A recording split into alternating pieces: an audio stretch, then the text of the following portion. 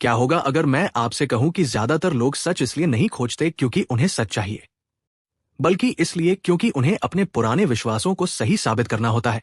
और क्या होगा अगर नैतिकता, अच्छाई, बुराई, धर्म, आदर्श, यहां तक कि दर्शन भी सच की खोज नहीं, बल्कि इंसान की छिपी हुई इच्छाओं का मुखौटा हो?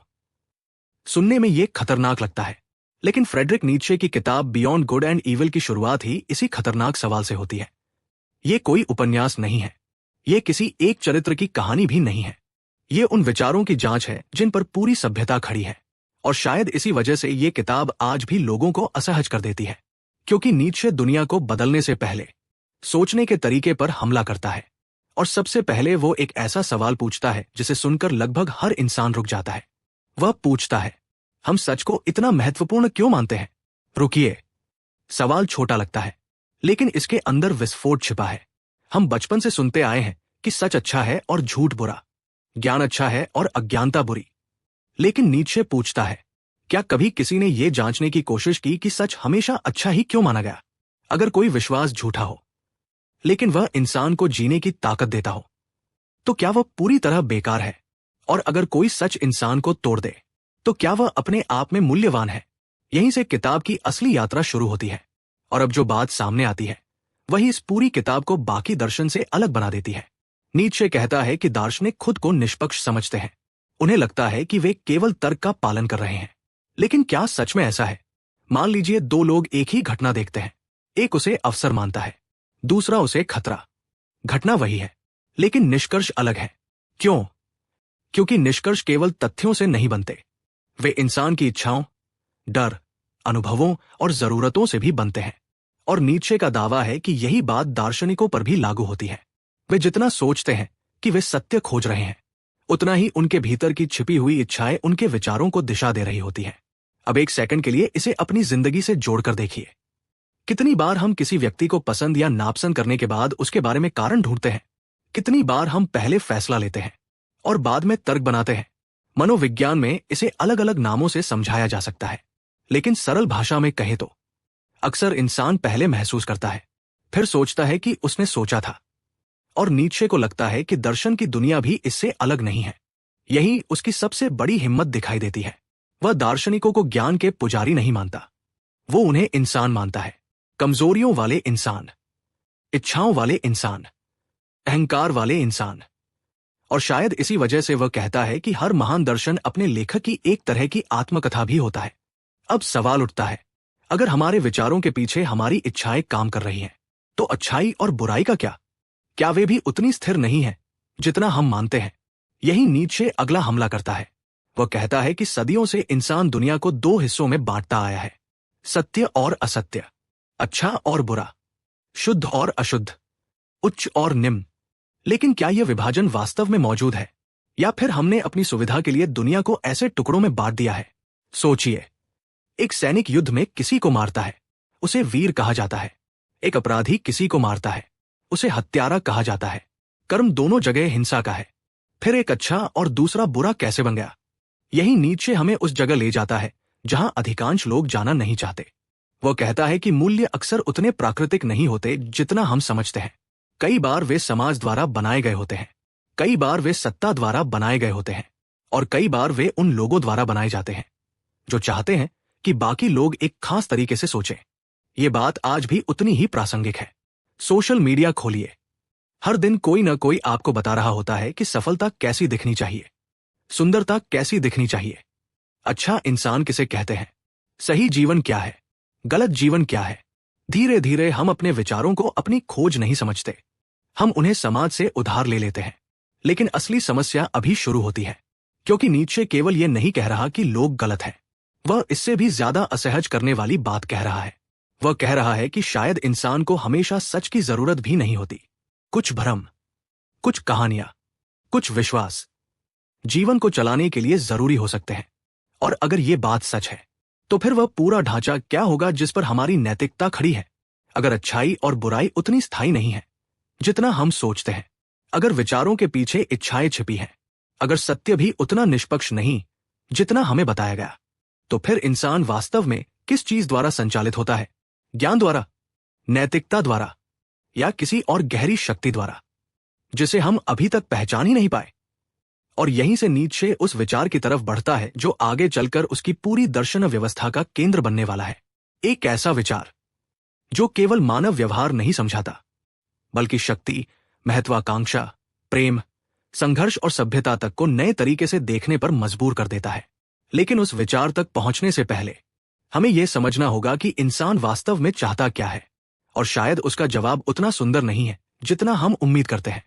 किसी इंसान को चलाने वाली सबसे बड़ी ताकत क्या है? पैसा, सम्मान, प्यार, सुरक्षा? अगर हम आम जवाब दें तो शायद हाँ।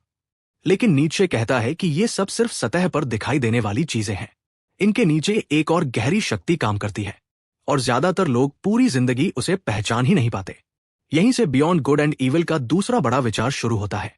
नीत्शे इंसान को सिर्फ जीवित रहने वाली मशीन नहीं मानता।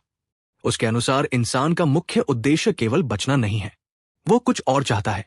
विस्तार, प्रभाव, अपनी क्षमता को बाहर लाना, दुनिया पर अपनी छाप छोड़ना। बाद में इसी विचार को वह विल टू पावर के रूप में विकसित करता है। लेकिन यहां एक गलती मत कीजिए। पावर सुनते ही दिमाग में राजनीति, तानाशाह या ताकतवर लोग आते हैं। नीत्शे का मतलब सिर्फ इतना नहीं है। एक कलाकार जब अपनी कला बनाता है, एक वैज्ञानिक जब नया सिद्धांत खोजता है, एक बच्चा जब पहली बार चलना सीखता है, एक लेखक जब अपनी बात दुनिया तक पहुंचाना चाहता है, इन सबके पीछे भी वही ऊर्जा काम कर रही है।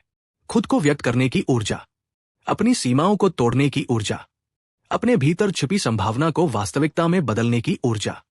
लेकिन यहीं एक बहुत दिलचस्प समस्या पैदा होती है। अगर हर इंसान अपने भीतर की शक्ति को व्यक्त करना चाहता है, तो समाज कैसे चलेगा? क्योंकि समाज व्यवस्था चाहता है, व्यक्ति विस्तार चाहता है, समाज नियम चाहता है, व्यक्ति स्वतंत्रता चाहता है।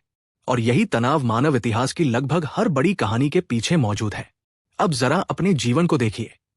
कितनी बार आपने कुछ करना चाहा, लेकिन रुक गए क्योंकि लोग क्या कहेंगे? कितनी बार आपने अपनी असली राय छुपाई?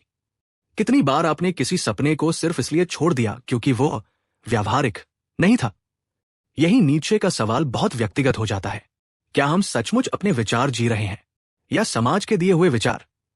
और अगर समाज के दिए हुए विचार जी रहे हैं, तो फिर मैं कहां हूं? यही किताब एक और परत खोलती है। नीत्शे कहता है कि अधिकांश लोग अपने विचारों को पूरी तरह अपना मान लेते हैं, लेकिन क्या विचार वास्तव में हमारे होते हैं? भाषा किसने दी? नैतिकता किसने दी? धर्म किसने दिया? सही और गलत की परिभाषा किसने दी? जन्म लेते ही हम एक ऐसी दुनिया में आते हैं जहां अधिकांश उत्तर पहले से मौजूद होते हैं। धीरे धीरे हम उन्हें स्वीकार कर लेते हैं। फिर हमें लगता है कि ये हमारे अपने विचार हैं, लेकिन शायद वे सिर्फ विरासत में मिले विचार हैं। और अगर ये बात सच है, तो स्वतंत्र सोच उतनी आसान नहीं जितनी दिखाई देती है। क्योंकि स्वतंत्र सोच का मतलब सिर्फ नया विचार रखना नहीं है। स्वतंत्र सोच का मतलब है पहले ये देखना कि आपके अंदर जो चल रहा है उसमें आपका कितना हिस्सा है और समाज का कितना। यही नीत्शे पुराने दार्शनिकों की आलोचना शुरू करता है। उसके अनुसार अधिकांश दार्शनिक सच खोजने से पहले ही निष्कर्ष तय कर चुके थे। फिर उन्होंने तर्कों की मदद से उन निष्कर्षों को सही साबित किया। सुनने में कठोर लगता है, लेकिन अगर हम ईमानदारी से देखें तो ये केवल दार्शनिकों की समस्या नहीं है, ये इंसानी दिमाग की समस्या है। जब हम किसी राजनीतिक विचारधारा से जुड़ते हैं, हम उसके पक्ष में सबूत ढूंढते हैं। जब हम किसी व्यक्ति को पसंद करते हैं, हम उसकी गलतियां नजरअंदाज करते हैं। जब हम किसी चीज पर विश्वास करना चाहते हैं, तो हमारा दिमाग उसके समर्थन में तर्क पैदा कर देता है। यानी कई बार तर्क चालक नहीं होता, तर्क तो सिर्फ वकील होता है। असली फैसला कहीं और लिया जा चुका होता है। और शायद इसी जगह हम सबसे बड़ी गलती करते हैं। हम अपने विश्वासों को सत्य समझ लेते हैं, जबकि वे केवल हमारी इच्छाओं का प्रतिबिंब हो सकते हैं। अब कहानी और भी खतरनाक दिशा में मुड़ती है, क्योंकि अगर इंसान पूरी तरह तर्क संगत नहीं है, अगर उसके विचारों के पीछे इच्छाएं काम करती हैं, अगर नैतिकता भी पूरी तरह निष्पक्ष नहीं है, तो फिर स्वतंत्र इच्छा का क्या? क्या हम सचमुच अपने फैसलों के मालिक हैं, या हमारे भीतर ऐसी ताकतें काम कर रही हैं जिनके बारे में हमें खुद पता नहीं? यही नीत्शे एक ऐसी धारणा पर हमला करता है जिस पर सदियों से दर्शन खड़ा था, और उसका निष्कर्ष इतना असहज है कि आज भी लोग उससे बहस करते हैं। क्योंकि अगला सवाल सिर्फ दर्शन का नहीं है, वह आपके बारे में है। जब आप कहते हैं मैंने फैसला लिया, तो ये मैं आखिर है कौन? और क्या सचमुच वही निर्णय ले रहा है जिसे आप अपना असली सवा मानते हैं। यहीं से किताब का सबसे गहरा और सबसे विवादास्पद हिस्सा शुरू होता है। कभी आपने ध्यान दिया है, जब आप कोई फैसला लेते हैं तो आपको हमेशा लगता है कि फैसला आपने लिया है। आपने नौकरी चुनी, आपने रिश्ता चुना, आपने विश्वास चुना, आपने जीवन का रास्ता चुना। लेकिन अगर कोई पूछे आपको उस चुनाव तक पहुंचाने वाला कौन था, तो जवाब उतना सीधा नहीं रहता। यही नीचे बियॉन्ड गुड एंड इविल के सबसे असहज क्षेत्र में प्रवेश करता है। वह कहता है कि इंसान अपने भीतर चल रही शक्तियों को बहुत कम समझता है। हम सोचते हैं कि मैं सोच रहा हूं, लेकिन नीचे पूछता है, क्या सचमुच ऐसा है? या विचार स्वयं हमारे भीतर आते हैं और बाद में हम उन पर अपना नाम चिपका देते हैं। पहली बार सुनने पर यह अजीब लगता है, लेकिन एक पल रुककर सोचिए, क्या आपने कभी कोई ऐसा विचार नहीं देखा जो अचानक दिमाग में आया हो? कोई डर, कोई इच्छा, कोई याद, कोई कल्पना। आपने उसे बुलाया नहीं था, फिर भी वह आ गया। और यही बात नीचे को आकर्षित करती है। वह कहता है कि शायद हमारा मन उतना एक नहीं है जितना हम समझते हैं। शायद हमारे भीतर कई इच्छाएं, कई प्रवृत्तियां, कई ताकतें एक साथ काम कर रही हैं। और जो मैं दिखाई देता है, वह शायद उन सबका शासक नहीं, बल्कि उनका अस्थायी परिणाम है। अब एक साधारण उदाहरण लेते हैं। मान लीजिए एक व्यक्ति कहता है, मैं सफल होना चाहता हूं। सुनने में सीधी बात लगती है, लेकिन थोड़ा गहराई में जाइए। क्या उसे सफलता चाहिए, या सम्मान, या सुरक्षा, या अपने माता पिता को गलत साबित करना है, या बचपन की किसी कमी को भरना है, या लोगों की प्रशंसा चाहिए? कई बार हम जिस लक्ष्य को देखते हैं वह असली कारण नहीं होता। असली कारण बहुत नीचे छिपा होता है और अक्सर हमें खुद भी उसका पता नहीं होता। यही नीचे का मनोविज्ञान आधुनिक मनोविज्ञान के काफी करीब पहुंच जाता है। फ्रायड बाद में अवचेतन की बात करेगा, लेकिन नीचे पहले ही संकेत दे रहा था कि इंसान का बहुत बड़ा हिस्सा उसकी चेतना के बाहर काम करता है। हम अपने फैसलों के मालिक कम और अपने भीतर की शक्तियों के प्रवक्ता ज्यादा हो सकते हैं। और अगर ये सच है, तो फिर नैतिकता का क्या होगा? क्योंकि समाज हमेशा कहता है, अपने आप को नियंत्रित करो, अपनी इच्छाओं को दबाओ, नियमों का पालन करो, अच्छे बनो। लेकिन नीचे यहां एक खतरनाक सवाल पूछता है, क्या हर इच्छा को दबाना वास्तव में अच्छा है? या कुछ नैतिक व्यवस्थाएं इंसान की शक्ति को कमजोर भी कर सकती हैं? यहीं से उसकी आलोचना और तीखी हो जाती है। वह देखता है कि इतिहास में कई बार ऐसे मूल्य बनाए गए जिन्होंने शक्ति, साहस, आत्मविश्वास और सृजनशीलता को संदेह की नजर से देखा, और इसके विपरीत विनम्रता, आज्ञाकारिता और समर्पण को सर्वोच्च गुण बना दिया। ध्यान रहे, नीचे ये नहीं कह रहा कि विनम्रता बुरी है। वह ये पूछ रहा है, इन मूल्यों को महान किसने घोषित किया और क्यों? यानी उसका सवाल नैतिकता के खिलाफ नहीं है, उसका सवाल नैतिकता की उत्पत्ति के बारे में है। क्योंकि किसी भी नियम को समझने से पहले यह समझना जरूरी है कि वह नियम बना किसने और किस उद्देश्य से। अब एक सेकंड के लिए आधुनिक दुनिया को देखिए। सोशल मीडिया पर हर व्यक्ति अपनी छवि बना रहा है। हर कोई अच्छा दिखना चाहता है, हर कोई नैतिक दिखना चाहता है, हर कोई सही पक्ष में खड़ा दिखाई देना चाहता है। लेकिन क्या यह हमेशा वास्तविक होता है, या कई बार यह केवल स्वीकृति पाने की इच्छा होती है? नीत्शे शायद कहता, जब तक हम अपनी छिपी हुई इच्छाओं को नहीं समझते, तब तक हम अपनी नैतिकता को भी पूरी तरह नहीं समझ सकते। और यही पुस्तक एक और गहरी परत खोलती है, क्योंकि अब नीत्शे केवल व्यक्ति की बात नहीं कर रहा, अब उसका ध्यान पूरी सभ्यता पर है। वह पूछने वाला है, अगर हमारी नैतिकता, हमारे सत्य और हमारी पहचान भी शक्ति के संघर्ष से पैदा हुए हैं, तो फिर इतिहास को हम गलत तरीके से पढ़ते आए हैं। और जब वह अच्छाई और बुराई की जड़ों को खोदना शुरू करता है, तो एक ऐसा रहस्य सामने आता है जो पूरी पश्चिमी नैतिकता की नींव हिला देता है। यहीं से किताब का सबसे विस्फोटक विचार शुरू होता है। अच्छाई और बुराई पैदा कैसे हुई? और अगर उनका जन्म किसी शाश्वत सत्य से नहीं हुआ, तो फिर हुआ कहां से? कभी कभी सबसे खतरनाक झूठ वह नहीं होता जो कोई और हमें बताता है। सबसे खतरनाक झूठ वह होता है जो पूरी सभ्यता मिलकर सच मान लेती है। और नीत्शे के अनुसार अच्छाई और बुराई की कहानी कुछ ऐसी ही है। सदियों से हमें सिखाया गया कि कुछ चीजें स्वाभाविक रूप से अच्छी हैं, कुछ चीजें स्वाभाविक रूप से बुरी, जैसे ये नियम ब्रह्मांड के साथ पैदा हुए हों। लेकिन नीत्शे इतिहास की तरफ देखता है और कहता है, शायद ऐसा नहीं है। शायद नैतिकता आसमान से नहीं उतरी, शायद वह इंसानों ने बनाई। और अगर इंसानों ने बनाई, तो यह पूछना जरूरी है कि क्यों बनाई। यहीं से वो अच्छा और बुरा की जड़ों को तलाशना शुरू करता है। उसके अनुसार हर मूल्य के पीछे कोई न कोई शक्ति काम करती है। हर नैतिक व्यवस्था किसी न किसी प्रकार के जीवन को बढ़ावा देती है और किसी दूसरे प्रकार के जीवन को दबाती है। यानी नैतिकता सिर्फ सही और गलत की सूची नहीं है, वह इस बात का फैसला भी करती है कि किस प्रकार का इंसान समाज में सम्मान पाएगा, किस प्रकार का इंसान दबाया जाएगा और किस प्रकार का इंसान अपराध बोध महसूस करेगा। अब एक पल रुकिए, क्योंकि यही बात आधुनिक दुनिया में भी दिखाई देती है। हर समाज अपने आदर्श इंसान की तस्वीर बनाता है, कभी आदर्श सैनिक, कभी आदर्श नागरिक, कभी आदर्श कर्मचारी, कभी आदर्श उपभोक्ता, कभी आदर्श धार्मिक व्यक्ति, और धीरे धीरे लोग उस तस्वीर के अनुसार खुद को ढालने लगते हैं। लेकिन सवाल यह है, उस तस्वीर को बनाया किसने और उससे फायदा किसे हुआ?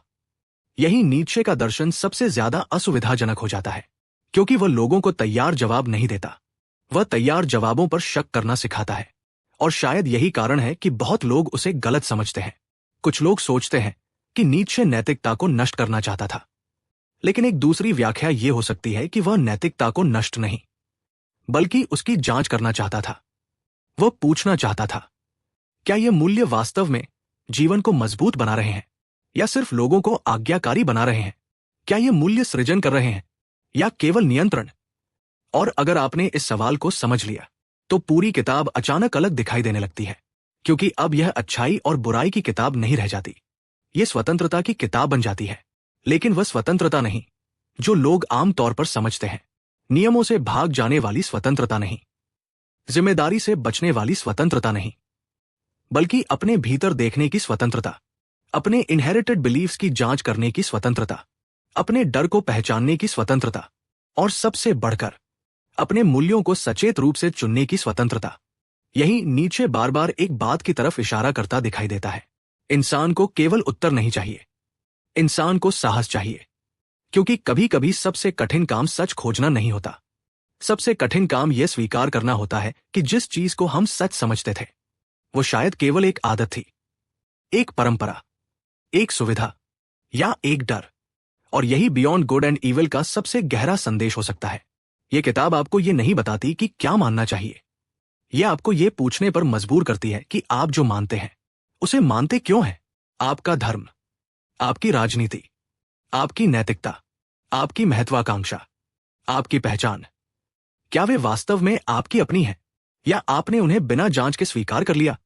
और शायद नीत्शे का सबसे बड़ा योगदान किसी उत्तर में नहीं था, वह एक प्रश्न में था।